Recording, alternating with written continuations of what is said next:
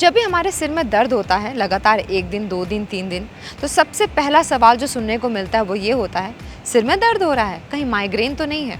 और ये सच भी है, क्योंकि माइग्रेन इज इक्वल टू सिर दर्द, यानी कि हेडेक। एक ऐसा हेडेक जो एक न्यूरोलॉजिकल कंडीशन है, ब्रेन में हलचल मचा देता है और पूरी बॉडी को हिला के रख देता है। चूँकि हर बॉडी अलग अलग होती है, इसलिए इसके सिम्टम्स भी अलग अलग होते हैं।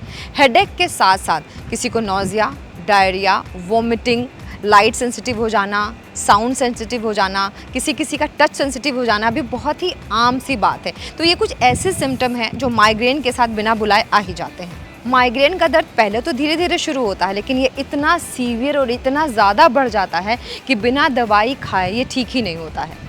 ये 4 घंटे के लिए भी हो सकता है, 1 दिन के लिए भी हो सकता है, और अगर दवाई ना खाई जाए तो कभी कभी 72 घंटे के लिए या फिर 1 हफ्ते के लिए भी हो सकता है।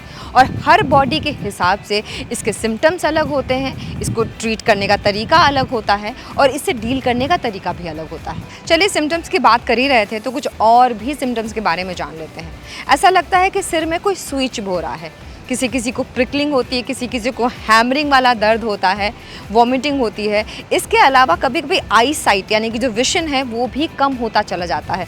सुनने की जो शक्ति होती है वो भी धीरे धीरे लो होने लगती है। अगर कोई तेज़ गाना बजा रहा है या कोई तेज़ बोल रहा है तो बिल्कुल भी अच्छा नहीं लगता है बात करना। अगर रोशनी बहुत तेज़ है तो आँखों में चुभने लगती है, फूड की क्रेविंग्स बहुत ज़्यादा होने लगती हैं और नौजिया फील होने लगता है, फटीग लगता है, पूरी बॉडी ऐसा लगता है कि आलसी की हो गई है, कुछ करने का मन ही नहीं कर रहा है। और ये सारे सिम्टम्स कभी कभी माइग्रेन के अटैक के 2-3 दिन पहले से शुरू हो सकते हैं। अच्छा, माइग्रेन का पेन भी अलग अलग बॉडी में अलग अलग तरीके से होता है।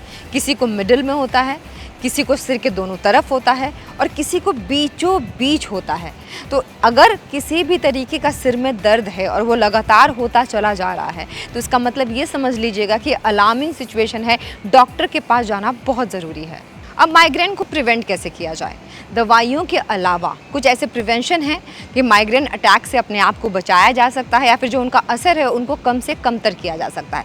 सबसे पहले तो आपको अच्छे से ये ज़रूर पता होगा कि आपको किस चीज़ से एलर्जी है, कहाँ से आपका माइग्रेन ट्रिगर हो सकता है, कौन सा साउंड है, कौन सा ऐसा खाना है या कौन सी ऐसी जगह है जहाँ जाने से आपके सिर में दर्द होने लगता है। आपको उन जगहों को, उस खाने को अवॉइड करना है।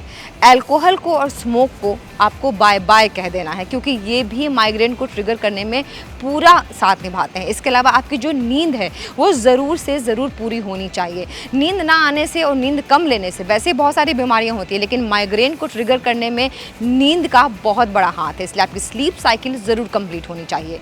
आपको कोई भी मील अपनी स्किप नहीं करनी है, रेगुलर एक्सरसाइज करना है और स्ट्रेस जितना कम हो सके वो लेना है, तो आपके माइग्रेन को प्रिवेंट किया जा सकता है।